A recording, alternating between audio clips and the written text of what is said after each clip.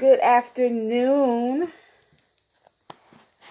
Good afternoon, everyone. Welcome to the Faith and Finance Show. Good afternoon, Facebook. Welcome to the Faith and Finance Show. I am your host, Clarice Minor. I am also an author, a financial strategist, and I am the owner of this great company, Financial Bondage Broken.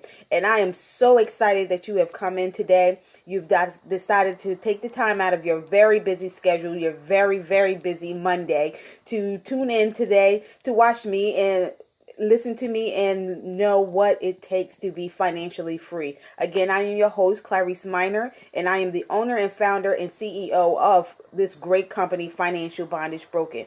This week God has given me so much to talk about and so much great things. And of course, every day there's something going on in the news, so I'm excited to give you what it is that we're going to discuss today. We got some great things coming up with the end of October coming up. So I just want to just give you guys everything that we have, everything that I'm learning, everything that we're doing, everything in 2018. Financial Bondage Broken is going to go to a whole nother level, and I am so excited to get this started with you guys and let you know about these things, and so that you can partake and get to financial freedom that your heart so desires. So let's get it started. Let's jump right in with the stock market. Stock market is doing very good. It's kind of going on a down slope right now, but right now, currently, it is the Dow Jones is at 50.6. The Nasdaq is at 11.29, and the S&P 500 is at a 2.83. Everything is in the green. Everything is up. So that's looking good, right? 2 thumbs up. So, but we got some bad news in it. This story caught my attention like quickly because, guys, y'all have heard about Wells Fargo and the things that they have going on. They've been in the system for, I think, all year about something happening with people's accounts, and they're in the news again today about something very, very negative. And it's hurt over 1,000 customers across the nation. You know that Wells Fargo is the third largest lender in the United States. So, with that being said, Wells Fargo was ordered to return $3.4 million to customers after selling inappropriate investment products. And when I saw that, I was like, oh my gosh, what are they doing? Like I said, over 1,000 customers have been affected and will with moderate to risky profiles. So what they're doing is their employees, their brokers are actually selling them investing their money, customers' money into inappropriate stocks.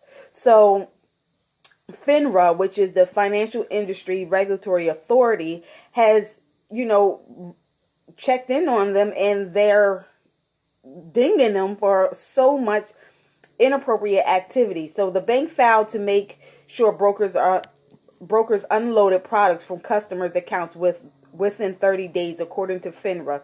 See, what they're doing is the bank failed to implement the procedures that they have in place when they're dealing with us, right? They're investing in markets and not telling us. They're investing in products, that's not, and procedures that is not helping them. Like, they're supposed to basically inform the customer about what's going on. They're supposed to they're supposed to implement procedures that they had in place to ensure products were being sold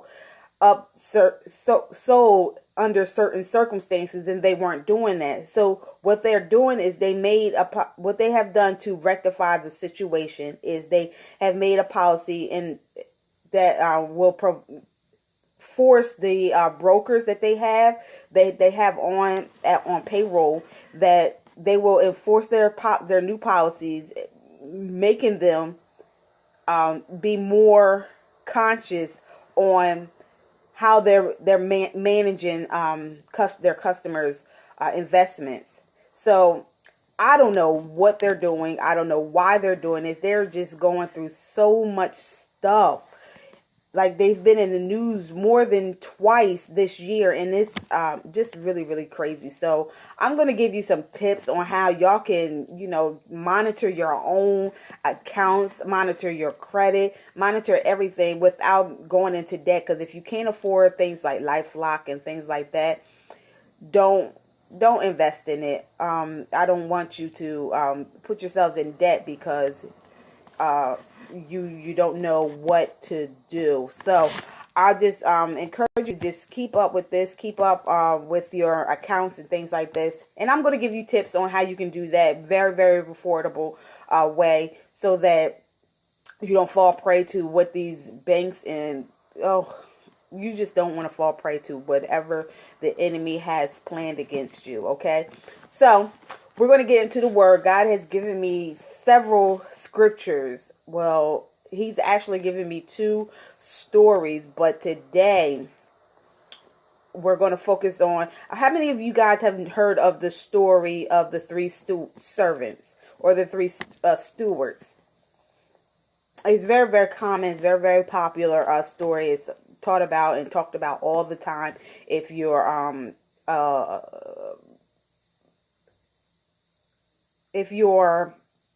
a believer and a follower, even if you don't go to church, you probably have heard of it some way, shape, or form. I know I said that I was going to go through Ecclesiastes, but God led me to another direction, and I just want to just follow the Holy Spirit and what He has for me to give you guys. So let's dig right in. I'm going to read the whole story. It's about 20 verses, but it's not very, very long. It's very, very good, and it's got a lot of nuggets that you really need to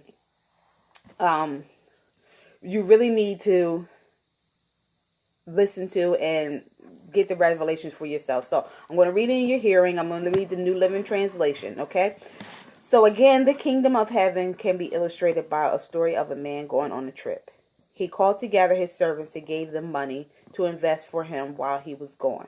He gave 5 bags of gold to one, 2 bags of gold to another, and 1 bag of gold to the last, dividing it in proportion to their abilities.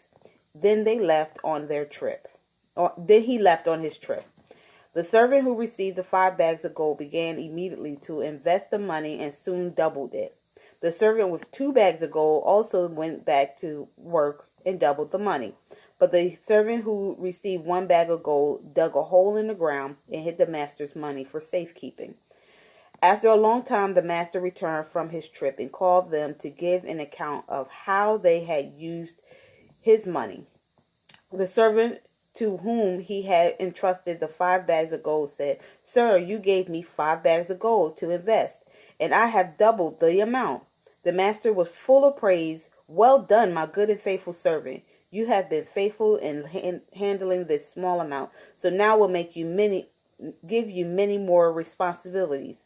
Let's celebrate together." Next came the servant who received the 2 bags of gold with the report, "Sir, you gave me 2 bags of gold to invest, and I have doubled the amount." The master said, "Well done, my good and faithful servant. You have been faithful in handling this small amount, so now I will give you many more responsibilities. Let's celebrate together." Then the servant with the 1 bag of gold came and said, "Sir, I know you are a hard man, harvesting crops you didn't plant and gathering crops you didn't cultivate. I was afraid I would lose your money, so I hid it in the earth, and here it is." But the master replied, "You wicked and lazy servant. You think I'm a hard man, do you? Harvesting crops I didn't plant and gathering crops I didn't cultivate? Well, you should at least have put my money in the bank so I would have some interest. Take the money from this servant and give it to the one with the 10 bags of gold. To those who use well what they are given, even more will be given, and they will have an abundance. But from those who are unfaithful, even what little they have will be taken away. Now throw this useless servant into outer darkness, where there will be gnashing of teeth." That was a lot, right? I understand.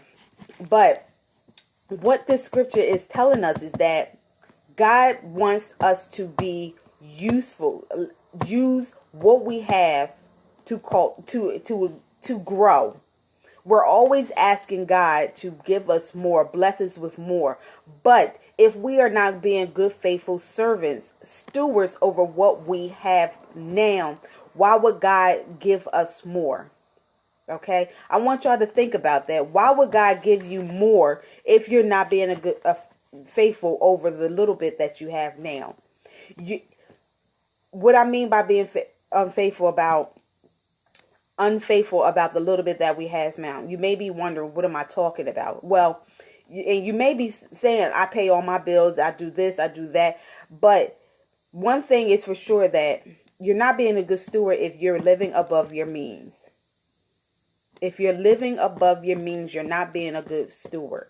Now, I understand that, there are jobs out here that they don't pay enough money. I understand that. I've been there. I've had jobs that pay less than $10 an hour as an adult. Okay. As an adult, I've been there, and I've experienced where you want to get things, but you can't do it because you can't afford it. I understand that. But God will make us ruler over many things if we utilize what we have now. So what you need to do is, for one, have a budget. If you don't have a budget, you don't know what's going in and what's coming out. And being having a budget, the first thing you need to do is track your spending. I always tell all my clients, and I'm helping a young lady right now who is saying that she's just living paycheck to paycheck, and she barely have enough money to get gas. And I understand that. I really do. So I asked her what her annual income was. She told me, and I said it's possible that you do not have to live paycheck to paycheck. And if you still find that you can't do some things that you want to do, that's fine. But once you become a good steward over what you have, God will bless you with more. Now, he's not saying that it's going to happen immediately. That's not what he said. He also tells us to wait, be patiently and wait on the Lord. And he will renew your strength. Okay? He will renew your strength. What did the master do with the two stewards that invested the money and made it grow? He invited them he embraced them. He embraced them and allowed them to come in and celebrate with him. And he also gave them more. He gave them more. So that's what you want to do. You want to be a good steward. And the first step in being a good steward is knowing what you're spending too much on. And when you create your budget, when you start budgeting, you start managing, you micromanage. You want to micromanage it, because when you have a little, you can't afford to go over that budget. You can't afford extra stuff. You know what I'm saying?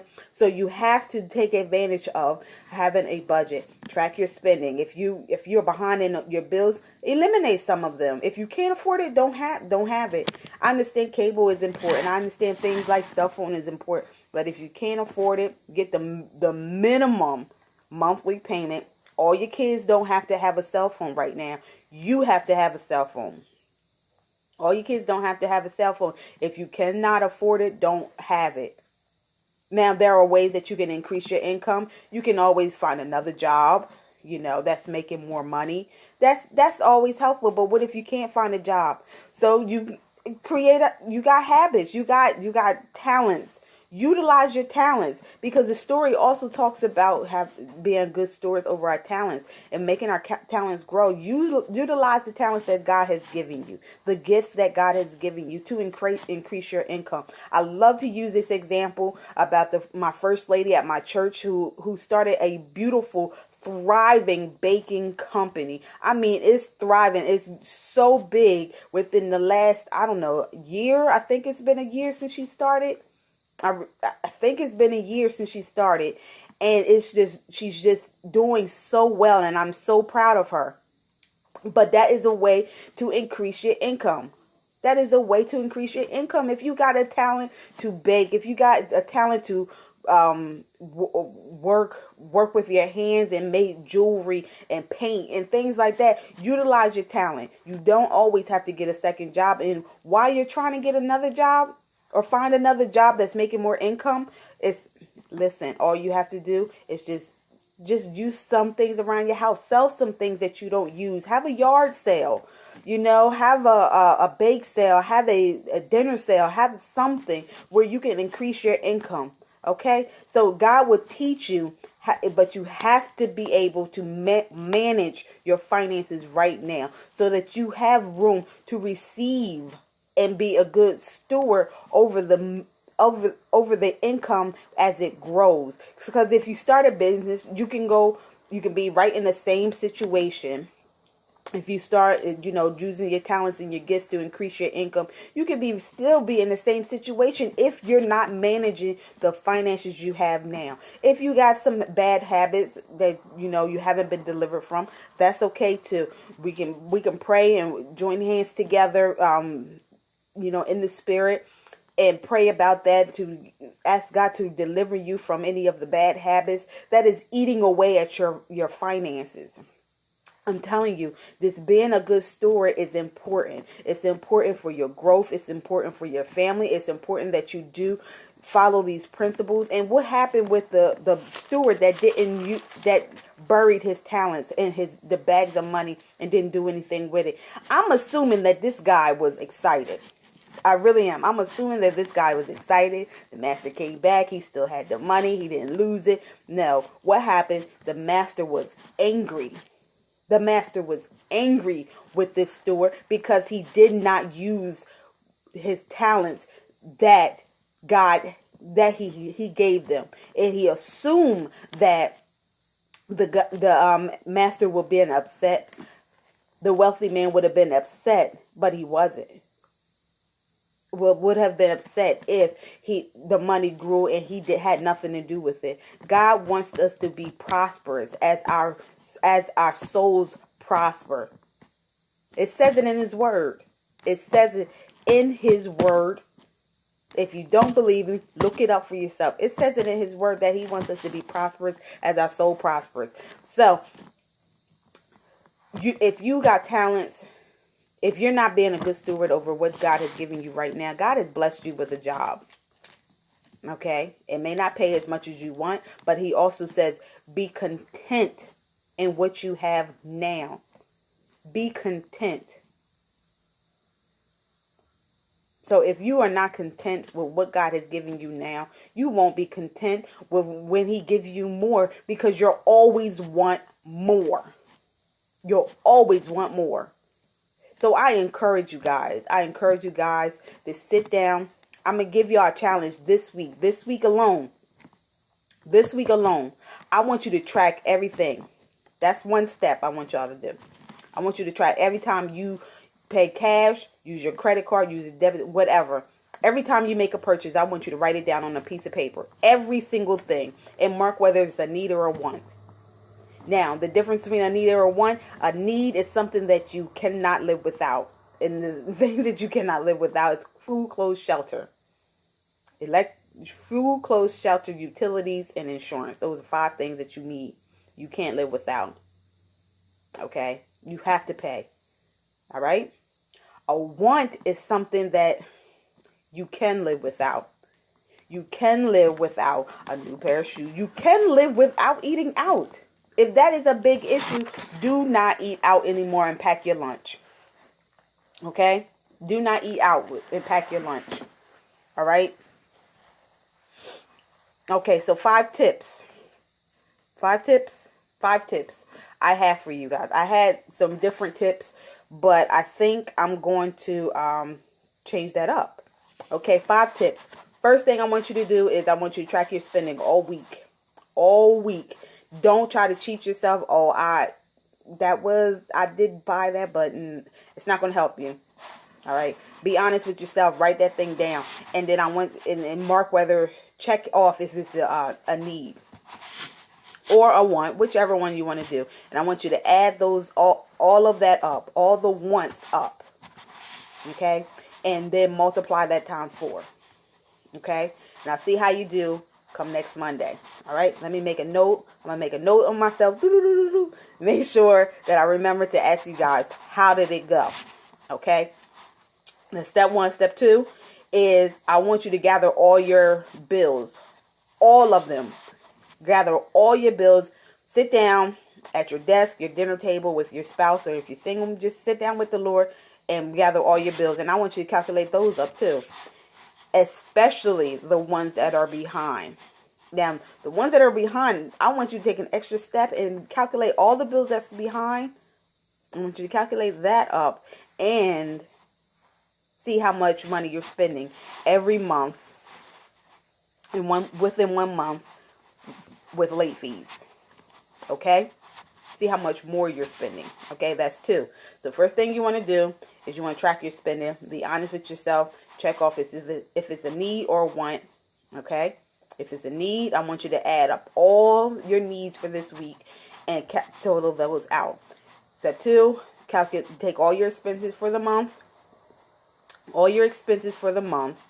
And total those out. And if you're behind in some bills, I want you to take those the amount of money that you're spending in over past due bills.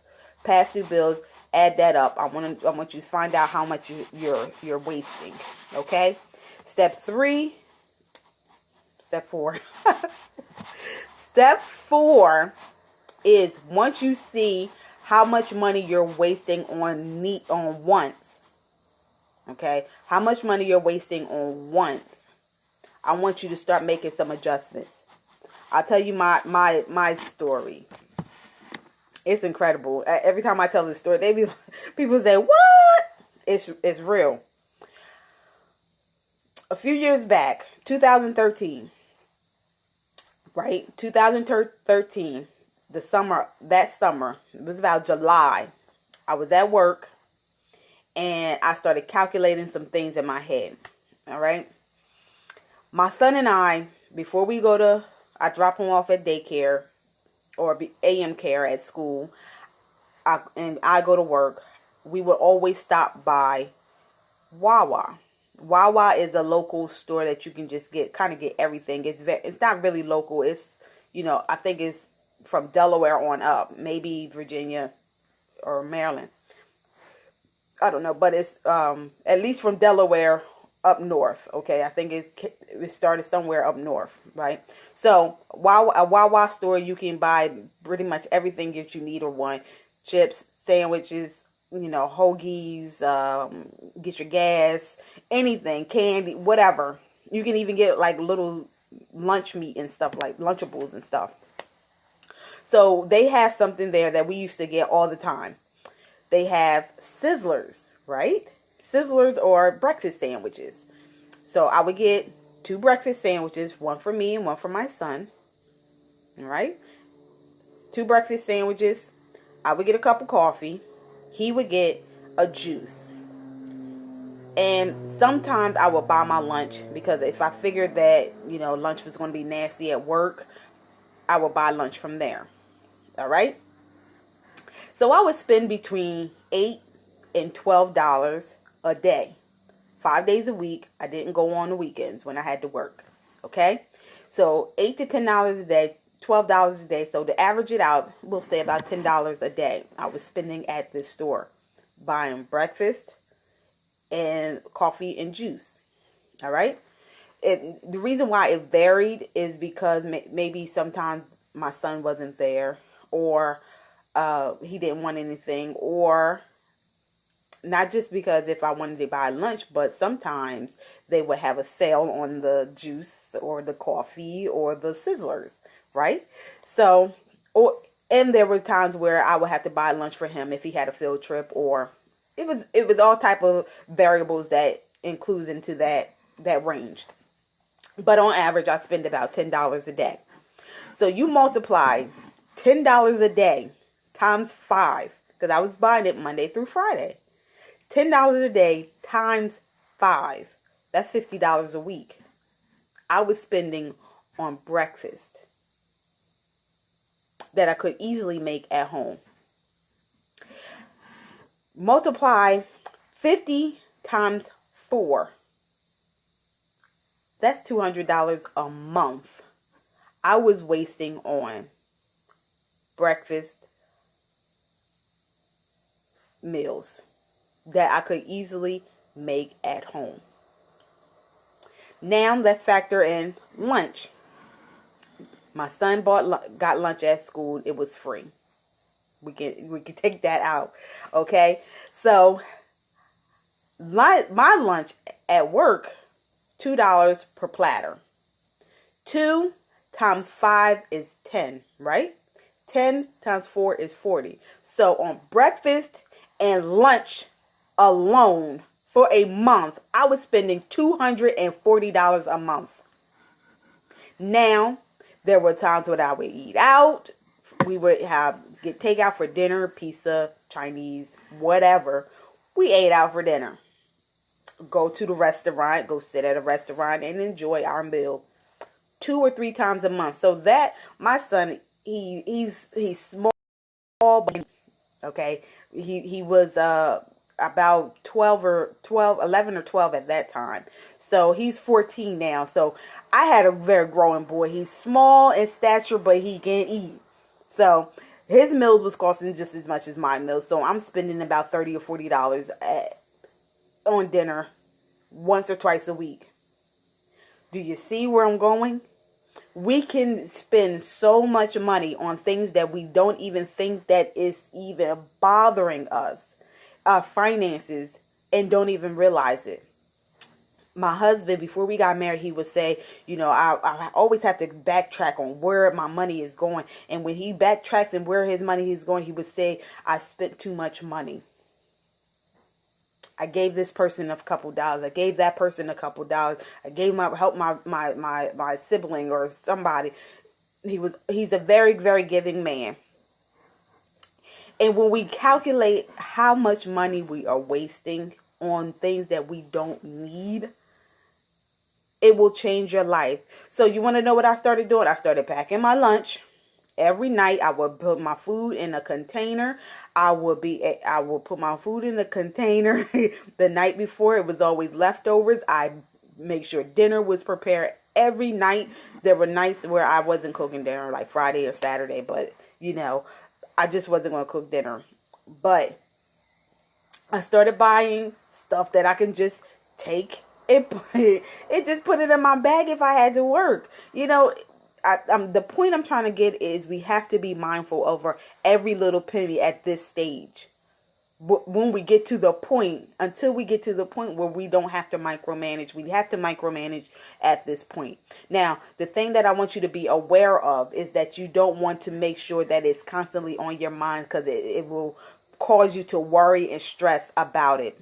Now, don't turn this micromanaging and budgeting into a guide, because it can easily turn into a guide. So when things get tight and you don't have nowhere else to go, take it to the Lord and leave it there. Leave it there. Even before the things take place, take everything to the throne of grace, through the throne of God, and leave it there. And allow him to move and do his work. Do not worry about tomorrow. Do not worry about what you used to have. What's in the past is already dead. You can't even get that stuff back.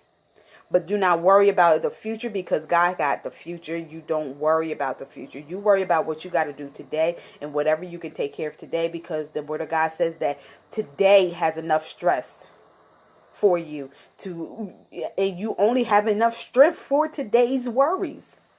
God gives you more grace and more blessings for tomorrow. So leave today, take care of today, and let God take care of tomorrow. Okay? So that is what we had today. Those are the tips I have for you. So what are we going to do? What is your homework for this week? I got to give you guys some homework. And I'll talk about the tips that I had. I do have tips, and I think I still will share them with you. So there were 4 tips that I have for you today. And that's to help you monitor what is going on with your accounts. You can see what's going on with Wells Fargo, creating, crazy accounts that you never knew about. That was in the news earlier this year. So you can monitor these things, and you don't have to pay somebody to do it if you don't really want to. But 4 tips to help you monitor your own identity and your own credit report and your own accounts is: 1, you can check your credit report annually, every 12 months, for free at annualcreditreport.com. And you will get the report from all 3 bureaus. All 3. Those 3 bureaus are the Equifax, TransUnion, and Experian. You can check those at annualcreditreport.com. They will give you your report for free every 12 months, okay? If you find something on there, this is tip 2. If you find something on there that is weird, you don't know what it is, but it's there, all you have to do is dispute them. Dispute it with the creditors and dispute it with the credit bureaus to let them know, this is not my account. This is not my account. It has to be deleted. I don't know anything about you. You know, the whole 9 yards. And you want to send that letter to the creditors as well as the credit bureaus and let them know. Keep in communication with the bureaus and send those letters out via certified mail. Now, you don't have to go the 16 or the high route. You can get one for less than $10. Send it to the bureaus in the creditors certified mail. They'll give you a small receipt that you can track what's going on. Okay, so 3, check your accounts. Check your bank accounts as often as you can, at least 2 times a week, to find out, make sure everything is going the way that you expect to be going. You don't have any weird transactions going on and withdrawals or additions to your account that you don't know anything about. Okay? If you find something weird going on, I'm saying weird, but there's another word for it, but let's use weird. Why not? It's weird. If you find some weird stuff going on, just go directly to your bank. You can't do it over the phone. It's identity crisis is going on, so they're not going to let you handle any banking information that's that important over the phone. So you have to go to the bank to find out what you need to do so that you can get your money back and it doesn't happen again. Especially if you've done something like lose your credit card or your banking card, okay, or your checkbook or something like that. So you want to make sure that nothing is being added or withdrawn from your account so that you don't have overdraft fees all over the place and then you're responsible for them. Okay, so those are the 4 tips I have for you today. And the homework that you got, I hope that you take advantage of it and find out what's going on. All right, you want to know what's going on so that you know where you need to go in order to get financial freedom. Okay, so that's our show today. Before we close out, guys, I have so many great things going on with Financial Bondage Broken. It's bananas. Okay, pre-order your book, Break and Change Your Financial Bottom, Steps to Creating Generational Wealth. That book is amazing. It's giving you all the tools and steps that you need to take in order to reach financial freedom.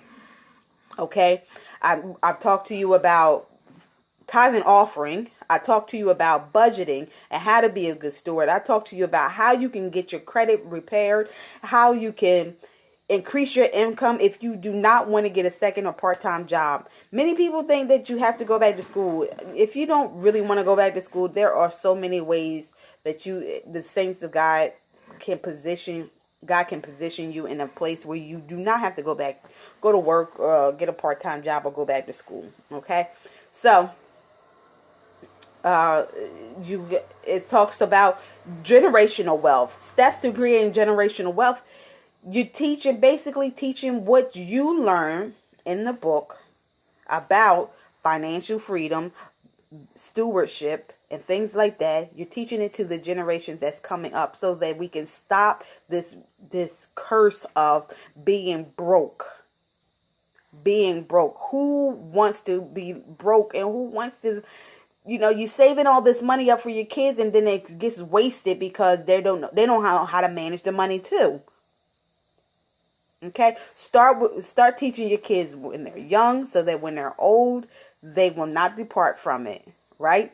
So all these things are in Breaking Chains of Financial Bondage. You have to get the book. It's very, very informational. It has all the nuggets, that's a lot of the nuggets that the Bible has about financial freedom. Also, Financial Bondage Brokers have a financial seminar every month on the third Saturday. So this month is the first month that we're starting it. This month it's going to be this Saturday, October 21st at 12 o'clock p.m. Look for the advertisements on social media and whatnot. It's at 2055 Limestone Road, Suite 215 in Wilmington, Delaware. Primerica is allowing us to use their office to have these free seminars, and I cannot wait to this week's topic. We're going to have a different topic every month. So this week's topic is about, you guessed it, budgeting and being a good steward. Okay? And also, so you do not want to miss that. And please, please, feel free to bring a guest. Bring a guest. I have so much information to give you just about being a good steward. You don't want to miss it. Okay? It's going to position you to get to the place that you want to be in financially so that you can move forward and receive the blessings that God has for you. Because we don't want to be that useless, lazy steward that the Bible is talking about. Because what did this master do to that steward? He cast him away and gave his blessings to somebody, to the steward that had way more and was blessed with way more. So, last but not least, we have the Money Builder class. Okay, I'm super excited about this one because this one is for those people that can't afford the one-on-one, step-by-step money management and credit restoration. Okay, this one is a group virtual class. I haven't decided if I'm going to have presentation, but I'm going to make it so that I can see you guys. It's like really real class interaction. It's not like if you're in college, you have class interaction, you got to log in and do your schoolwork. No, this is actual class interaction. You will get a workbook. Okay, I'm working on the workbook. It will be finished way before class starts. I got the workbook in place. Okay, I have you will have access to a private financial money builder group just for the class. And you will also have access, of course, to your personal financial coach. Your instructor will be me, okay, because it's just me and Financial Bondage Broken. So your instructor will be me. You will have access to me. We will do private one-on-one, and your spouse can join too. So you pay the flat. It's a flat fee of $199. If you can't afford the $199 straight out, feel free to the minimum deposit is $50. That is non-refundable. Okay, so $50 non-refundable is for you to register for the class. But if you want to pay the flat fee, you can go ahead and pay $199. That's how much for the class. We meet twice a month virtually. Once a month we have a 30-minute powwow, and that's it. It lasts 3 months. Okay, so by the beginning of 2018, you'll be on your way to financial freedom. Okay, so take advantage of all 3 of these opportunities, guys. You don't want to miss out on any of them. Okay, because they're going to be magnificent. And look forward to some more things. I got a launch party coming up. I'm planning. I'm going to talk to a venue today. This evening right here in Wilmington. I'm going to talk to the young lady today and see about how we can get this ball rolling, because we got so much stuff. We also got, I'm also in the process of writing a children's book so that we can start teaching our kids, our babies. I'm starting with the small ones because they can learn how to manage money as well. Teaching them about what the coins are, what a dollar is, how to spend it, how to save it, and how to pay tithes, and start teaching them how to trust God. They can trust God as small as, as soon as they can start walking and talking, saying mommy and daddy, right? So all these things are coming up. I got a lot of things coming up for 2018, and I cannot wait to get them out to you guys. So look forward to that. Look forward to the advertising and all that great stuff. So this is Clarice Minor. I'm very happy that you were able to join me today and watching the replay. I appreciate all of you. You guys are so amazing, and I love you guys. Share this with your friends and family, because this financial freedom business, being broke, is, it's for the birds. It's for the world. Let the world have that. We are children of God, so let's be wealthy as our soul prospers. Let us be prosperous. So that is Clarice. I am Clarice Minor, your financial strategist and the owner and founder and CEO of Financial Bondage Broken. I pray that this message has brought you into good spirits, and it gave you a glimmer of hope that you can be financially free. Have a great day, and I will see you again tomorrow at 2:00 p.m. Eastern Standard Time right here on Facebook and Instagram. God bless you. Bye.